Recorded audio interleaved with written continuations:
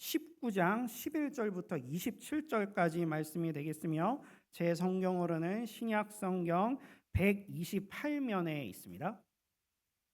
누가복음 19장 11절에서 27절이며 신약 성경 128면에 있습니다.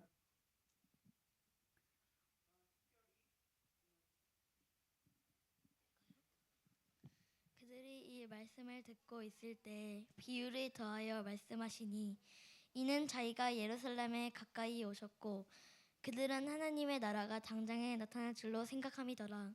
이르시되 어떤 귀인이 왕위를 받아가지고 오려고 먼 나라로 갈 때 그 종 열에 불러 은화 10문화를 주며 이르되 내가 돌아올 때까지 장사하라 하니라. 그런데 그 백성이 그를 미워하여 사자를 뒤로 보내어 이르되 우리는 이 사람이 우리의 왕됨을 원하지 아니하나이다 하였더라. 귀인이 왕위를 받아가지고 돌아와서 은화를 준 종들이 각각 어떻게 장사하였는지를 알고자 하여 그들을 부르니 그 첫째가 나와 이르되 주인이여 당신의 한 문화를 10문화를 남겼나이다. 주인이 이르되 잘하였다 착한 종이여 내가 지극히 작은 것에 충성하였으니 10고을 권세를 차지하라 하고 그 둘째가 와서 이르되 주인이여 당신의 한 문화로 5문화를 만들었나이다. 주인이 그에게도 이르되 너도 5글을 차지하라 하고 또 한 사람이 와서 이르되 주인이여 보소서 당신의 한 문화가 여기 있나이다. 내가 수건으로 싸 두었었나이다. 이는 당신이 엄한 사람인 것을 내가 무서워함이라. 당신은 두지 않은 것을 취하고 심지 않은 것을 거두었나이다.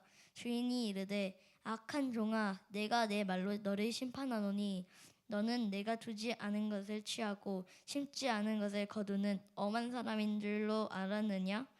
그러면 어찌하여 내 돈을 은행에 맡기지 아니하였느냐? 그리하였으며 내가 와서 그 이자와 함께 그 돈을 찾아으리라 하고 곁에 섰는 자들에게 이르되 그 한 문화를 빼앗아 10문화가 있는 자에게 주라 하니 그들이 이르되 주여 그에게 이미 10문화가 있나이다. 주인이 이르되 내가 너희에게 말하노니 무릇 있는 자는 받겠고 없는 자는 그 있는 것도 빼앗기리라. 그리고 내가 왕됨을 원하지 아니하던 저 원수들을 이리로 끌어다가 내 앞에서 죽이라 하였느니라. 시간에는 먼저 송윤희 전도사님께서 나오셔서 귀한 말씀 전해 주실 때 큰 은혜 받으시길 바랍니다.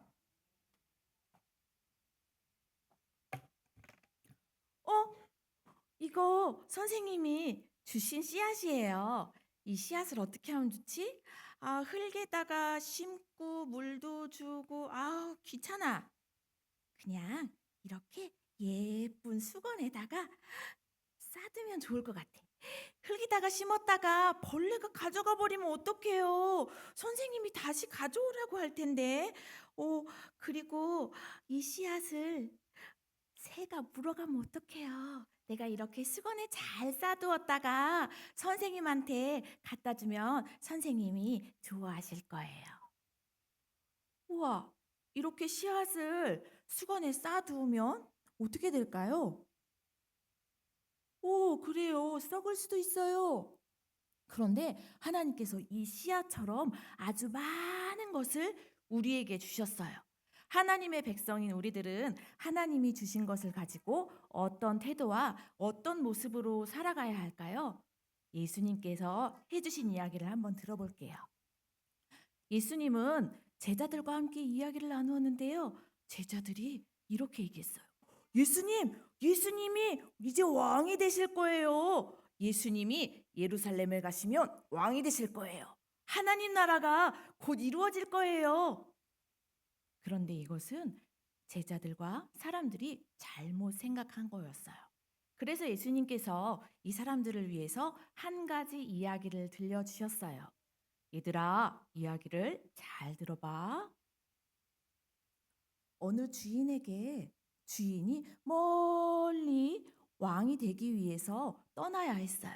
그래서 종들에게 한 문화씩 나누어 주었어요. 한 문화는요, 사람이 100일 동안 일해야 벌 수 있는 큰 돈이에요. 그 돈을 모든 종들에게 다 나누어 주었어요. 그리고 하루, 이틀, 한 달, 시간이 지난 다음에 주인은 다시 돌아왔어요. 그리고 종들에게 물어봤어요.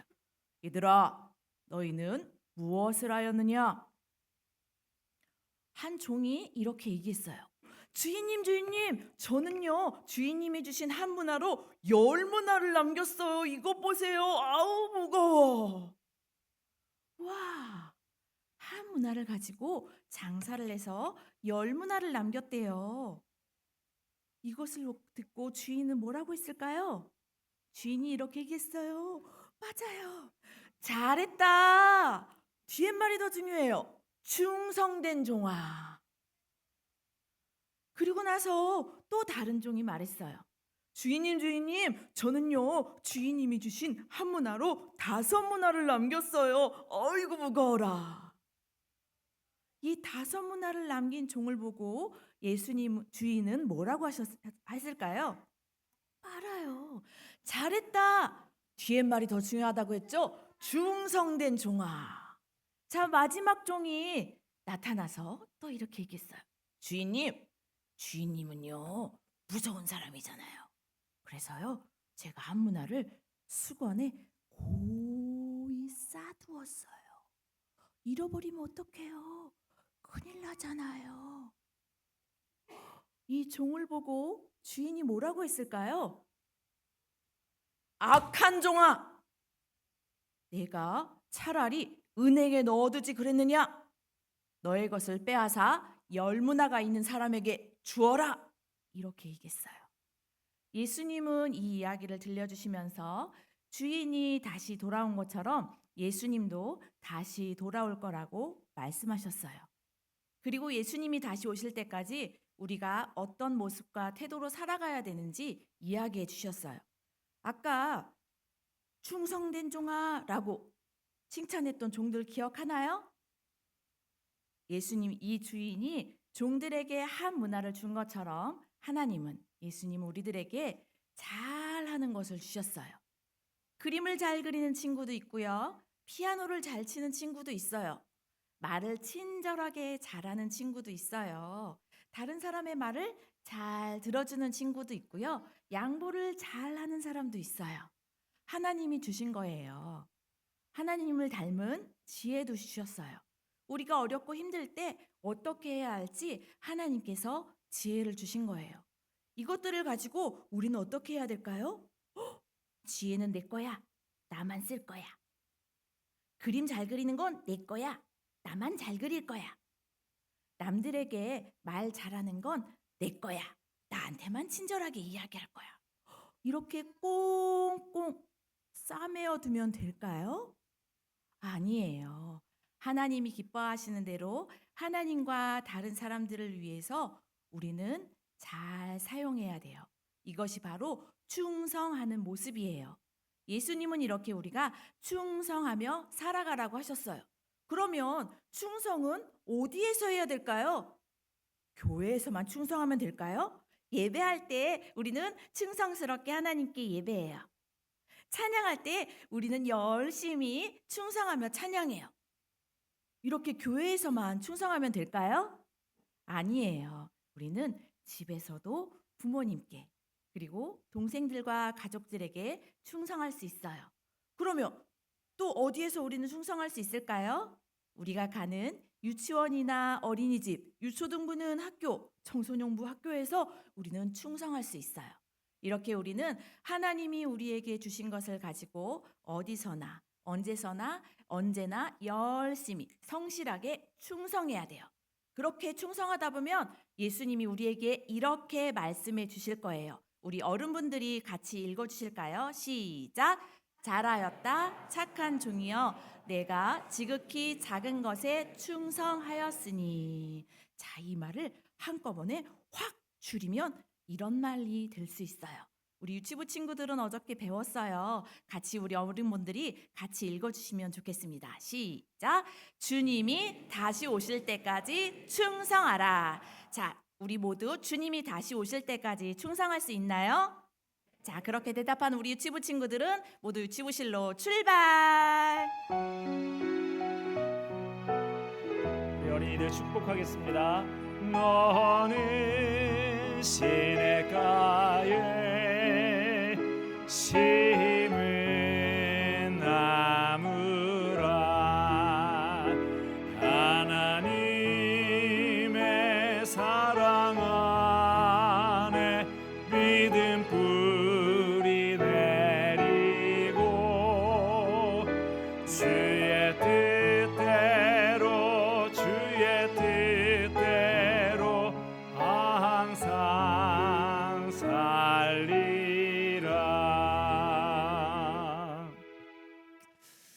똑같이 생긴 대형 트럭 두 대가 고속도로를 달리고 있었습니다. 모양은 같지만 그 차에 실은 내용물은 완전히 달랐어요. 앞에 차에는 밀가루를 싣고 있었고요. 다음에 가는 차에는 시멘트를 싣고 있었습니다. 밀가루 실은 차는 빵 공장으로, 시멘트를 실은 차는 건설 현장으로 가고 있었어요. 그런데 문제가 생겼습니다. 트럭 기사들이 휴게소에서 잠깐 쉬어가는데 실수로 이 트럭이 똑같이 생기다 보니까 서로 다른 차로 바꿔서 타게 된 것이죠. 기사들은 차를 운전하고 가면서 뭔가 이상하다고 여겼지만 모두 다 알게 뭐야 라고 하면서 그냥 가던 길을 갔습니다. 한 트럭이 건설 현장에 도착하자 노동자들이 시멘트를 꺼냈습니다. 노동자들은 생각하기를 이 시멘트 색깔이 좀 바뀌었나? 회색이 아니고 하얀색이네 하면서 그 밀가루를 가지고 집을 지었습니다. 빵 공장에서 시멘트 가루를 받은 사람들은 밀가루가 흰색이 아니라 요새 친환경이라서 회색인가 하면서 이상하게 생각했지만 알게 뭐야 하면서 시멘트를 넣어서 빵을 만들었어요. 얼마 후 곳곳에서 빠지직 하는 소리가 들리기 시작했습니다. 어린아이들이 뛰어놀던 밀가루로 만든 집이 무너지는 소리, 시멘트로 만든 빵을 먹은 어린이들의 이가 부러지는 소리였어요. 지금까지 한 얘기는 다행히도 실제로 일어난 이야기는 아니고요. 알게 뭐야 라고 하는 동화책에 나오는 이야기입니다. 동화 속에 있는 사람들은 모두 뭔가 잘못됐다라는 것을 직감했습니다. 하지만 나만 아니면 돼, 적당히 넘어가도 되겠지라는 무책임한 태도를 가졌어요. 안타깝게도 우리의 신앙생활에도 이 알게 뭐야라고 하는 태도가 깊숙이 침투해 있습니다. 주님이 우리에게 하나님 나라의 백성이라는 신분을 주시고 각자의 자리에서 감당할 소중한 사명을 맡겨 주셨는데도 우리는 자주 나태해집니다. 여러분, 우리는 지금 하나님 나라의 백성으로서 지금 여기 부르심이 있음을 기억해야 합니다. 하나님 나라의 백성으로서 주님이 다시 오실 그날까지 우리가 가져야 할 삶의 모습과 태도는 어떤 것일까요? 오늘 본문에 등장하는 문화 비유를 통해서 그 답을 함께 확인해 보도록 하겠습니다. 오늘 본문 누가복음 19장에는 예루살렘 입성을 앞두신 예수님이 하나님 나라에 대한 오해하고 있는 사람들에게 들려주시는 문화 비유가 등장을 하고 있죠. 예수님 당시의 유대인들은 하나님 나라가 속히 세워지기를 간절히 바랐습니다. 로마 제국의 지배를 물리쳐줄 강력한 나라가 자기 민족에 의해서 세워지기를 바라고, 그런 나라를 세울 강력한 정치 리더 지도자가 나타나기를 고대하고 있었어요. 그런 기대를 가졌던 그들에게 큰 능력을 행하는 예수님이 등장하시자 이분이 우리가 기다리던 그분인가 보다 하면서 사람들이 열광했습니다. 11절 말씀 다시 봅시다. 그들이 이 말씀을 듣고 있을 때에 비유를 더하여 말씀하시니 이는 자기가 예루살렘에 가까이 오셨고 그들은 하나님의 나라가 당장에 나타날 줄로 생각함이더라.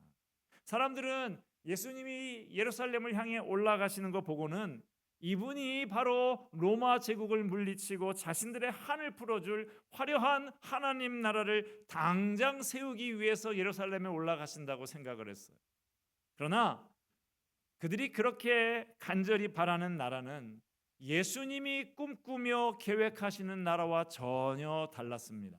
그래서 예수님은 하나님의 나라가 당장에 휘황찬란하게 세워질 거라고 기대하고 있는 사람들의 오해를 바로잡고 하나님 나라에 대해서 올바로 이해할 수 있도록 비유를 들어 말씀하셨습니다. 12절 말씀, 이르시되 어떤 귀인이 왕위를 받아 가지고 오려고 먼 나라로 갈 때에, 당시 로마 제국의 통치하에 있었던 그 관장하에 있었던 어느 지역에서 왕이 될 후보자가 선정이 되면 먼저 로마로 가서 왕위를 인정받고 와야 통치를 시작할 수가 있었어요. 과거에 우리가 중국의 지배를 받던 시절에도 유사한 일들이 이루어졌던 것이죠. 청나라, 명나라 가서 우리 조선의 왕이 돼도 되겠습니까? 윤허를 받아야 하던 그런 것과 비슷한 것입니다. 예수님은 바로 이렇게 당대에 벌어지고 있는 것과 비슷한 예를 비유로 들어서 하나님 나라에 대해서 설명을 하고 계십니다. 자, 예수님의 비유 내용 앞에서 송유진 전사님이 잘 설명해 주셨는데, 자, 왕위를 받아오려고 먼 나라로 갑니다. 요즘처럼 비행기 타고 몇 시간 만에 왔다 갔다 하는 시절이 아니고요. 배를 타고 몇 달씩 걸려야 되고 또 거기에 가서 왕위를 인허받는 그 절차들을 다 거치다 보면 상당히 오랜 시간이 걸리게 된 것이죠. 예수님은 이 비유를 통해서 하나님의 나라가 사람들이 생각하는 것처럼 당장 완전한 영광과 능력으로 임하는 것이 아니다라는 것을 암시해 주고 있습니다. 우리도 마찬가지예요. 우리가 예수님을 구주로 영접하는 순간 하나님의 자녀가 되고 하나님 나라의 백성이 되기는 하지만 당장의 완전한 영광의 나라에 참여하게 되는 것은 아닙니다. 아직은 악한 권세가 활개치고 있는 험악한 세상에 머물러 살면서 주님 다시 오실 그날을 기다리며 선한 싸움을 싸우면서 살아가야 하는 거예요. 이 비유에 나오는 먼 나라로 떠난 귀인은 예수님을 암시하고 있는 것 같습니다. 이제 예수님은 예루살렘으로 올라가서 십자가에 달려 죽으시고 부활 승천하신 다음에 오랫동안 멀리 계시다가 하늘과 땅의 모든 것을 다스리는 왕으로 다시 오시게 될 것입니다. 유대인들이 기대하듯이 지금 당장 왕위에 올라서 로마 제국을 쳐부수고 군림하는 그런 왕이 아니라는 거예요. 자, 그러면 예수님이 떠나가셨다가 다시 오실 때까지 이 땅에 남아있는 하나님의 백성들은 이 땅에서 어떻게 살아야 하는 것인가요? 바로 이것이 오늘 주님께서 비유 말씀을 통해서 우리에게 가르쳐 주고자 하시는 핵심입니다. 13절 말씀 봅시다. 그 종 열을 불러 은화 10문화를 주며 이르되 내가 돌아올 때까지 장사하라 하니라. 내가 돌아올 때까지 장사하라. 이 비유에 등장하는 귀인은 자기가 자리를 비운 상당한 기간 동안에 자기 재산을 묵혀두고 싶지 않았어요. 그래서 10명을 불러서 각각 한 문화씩 맡깁니다. 당시 한 문화는 좀 전에 송 전사님이 100일치의 임금에 해당한다 그랬는데 고증에 의하면 200일치, 200데나리온의 가치가 있었다. 노동자 하루 품삯 곱하기 200, 15만 원 정도, 이 일용직 노동자가 15만 원 정도 받는다고 하면 약 3천만 원 정도 되는 제법 큰 돈입니다. 3천만 원씩 받은 사람들에게 주어진 명령은 장사해서 이익을 남기라라는 거였어요. 주인이 다시 돌아올 때까지 사업을 하든지 투자를 하든지 그 돈을 잘 운용해서 이익을 남기는 게 그들의 할 일이었어요. 자, 여기서 장사하라라는 말은 단순히 경제적으로 이익을 남기라는 것 이상의 의미를 가지고 있습니다. 예수님은 이 비유를 통해서 예수님이 멀리 떠나 계시는 동안 이 땅에 남겨진 주님의 백성들이 주님의 맡기신 책임을 성실히 감당하면서 주님이 다시 오실 때를 준비해야 한다라고 가르치시는 거예요. 이 비유는 예수님이 이 땅을 떠나 계시는 동안 예수님께서 주님의 종된 우리에게 맡기고 우리를 통해서 교회가 부흥하고 하나님의 나라가 확장되기를 바라신다는 것입니다. 그러나 주님의 종들이 하나님의 나라를 확장하는 일이 결코 순탄치가 않고요, 매우 어렵고 험난할 것을 또한 본문 14절에서 말씀하고 있습니다. 14절 봅시다. 그런데 그 백성이 그를 미워하여 사자를 뒤로 보내어 이르되 우리는 이 사람이 우리의 왕됨을 원하지 아니하나이다 하였더라.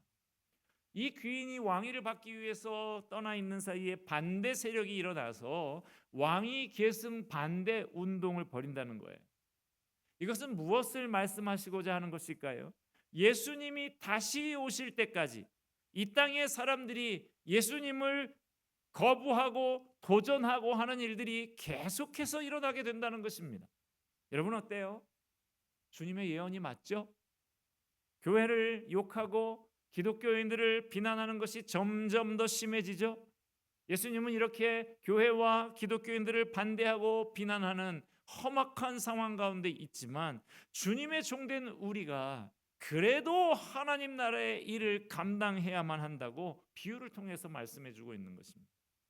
자, 마침내 귀인이 왕위를 받아서 돌아옵니다.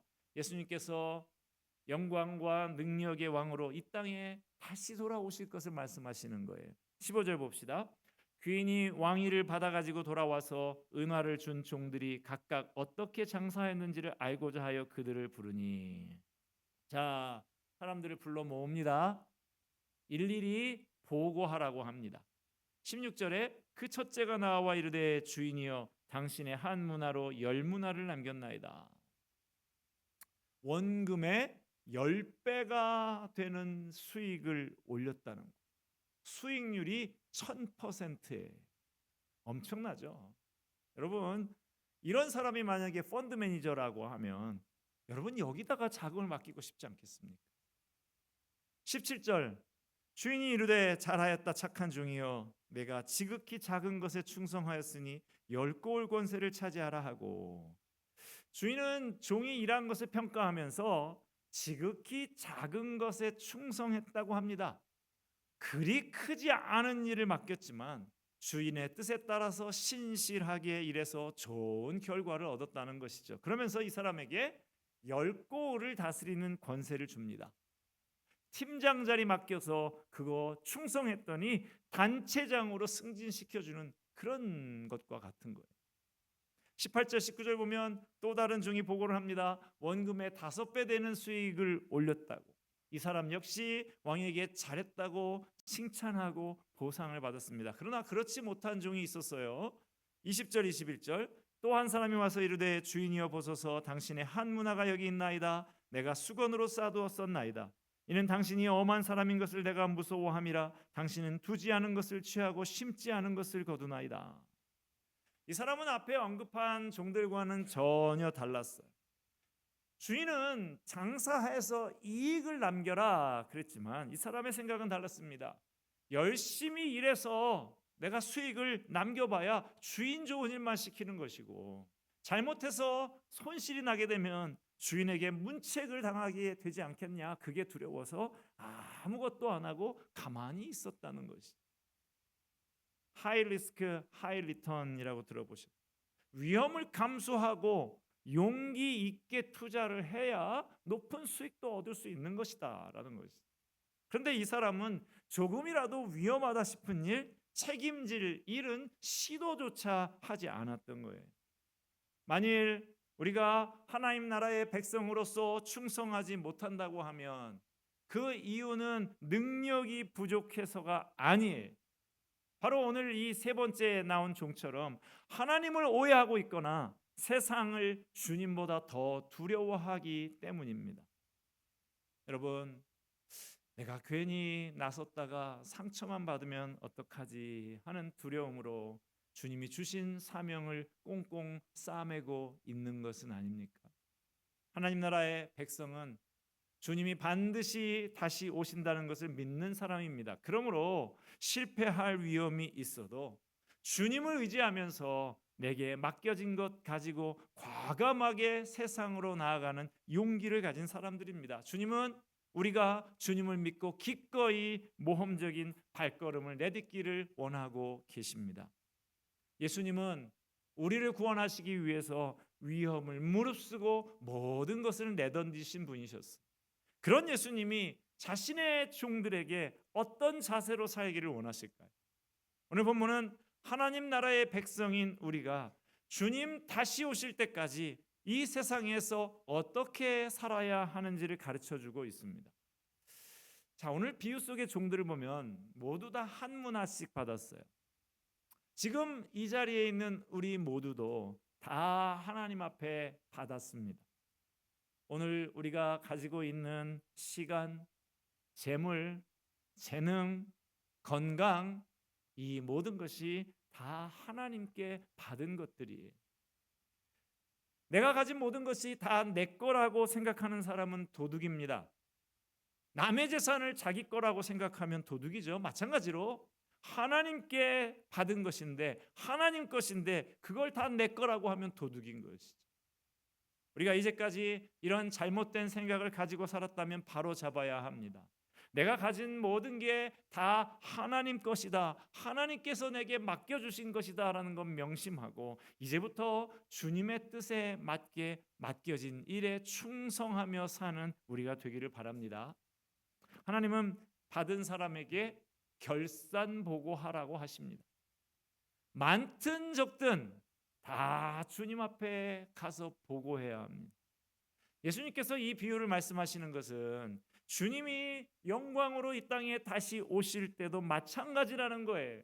주님의 교회를 맡겨주시고 직분대로 은사대로 일하게 하신 우리를 불러 모으시고 그동안 어떻게 일했는지 보고를 받으신다는 것입니다. 요즘에 벼락거지라는 신조어가 생겼어요.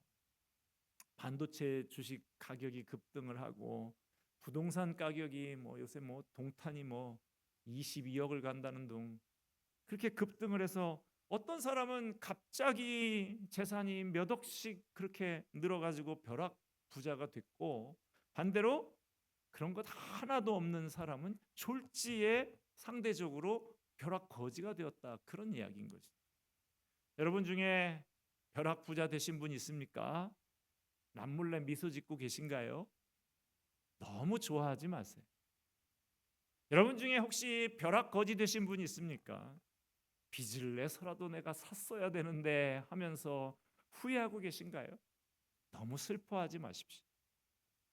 재리에 밟지 못하면 사는 게 조금 궁핍하고 불편할 수 있어요. 그러나 다행인 것은 그 기간이 얼마 되지 않는다는 것입니다.